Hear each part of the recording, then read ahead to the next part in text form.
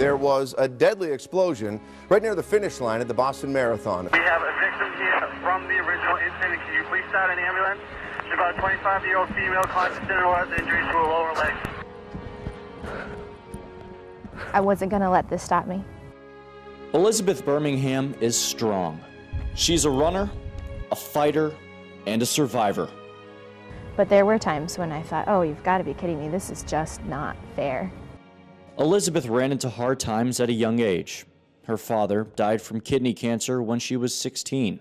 And that was really difficult. At that time, I didn't know anyone who had lost a parent.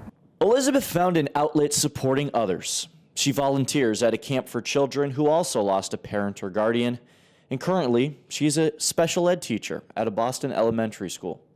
When Elizabeth ran the Disney Marathon last January, the support she got from the crowd kept her going. And then you'd come around a corner and you'd hear people, and all of a sudden you hear, yeah, go Elizabeth! And at first you're like, how do they know my name? To start their own stuff. And true to form, she wanted to give back. So she offered strength and encouragement to the runners of her adopted city. I decided that I really wanted to pay that back, give back to some of the runners what had been given to me in terms of cheering and support.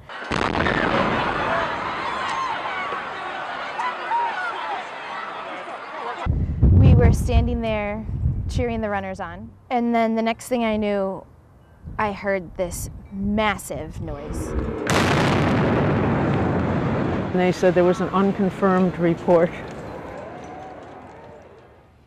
of a bomb. It was a really surreal experience because as we're walking through, you know, there's blood coming down our faces and our clothes are torn. That day, she suffered shrapnel wounds, a blown eardrum, and minor burns.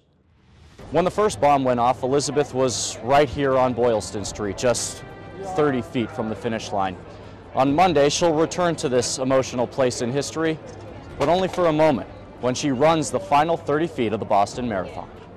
I wanted to run Boston. I wanted to run the marathon at 2:47 on April 15th, and I wasn't going to let this stop me.